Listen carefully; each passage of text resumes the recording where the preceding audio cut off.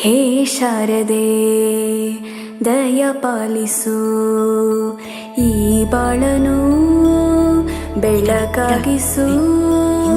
ಹೇ ಶಾರದೆ ದಯ ಪಾಲಿಸು, ಈ ಬಾಳನು ಬೆಳಕಾಗಿಸು. ನಾಳೆಗಳ ದಾರಿಯಲ್ಲಿ ನಂಬಿಕೆಯ ನೆಲೆಯಾಗಿರಿಸು, ಮುನ್ನಡೆಸು.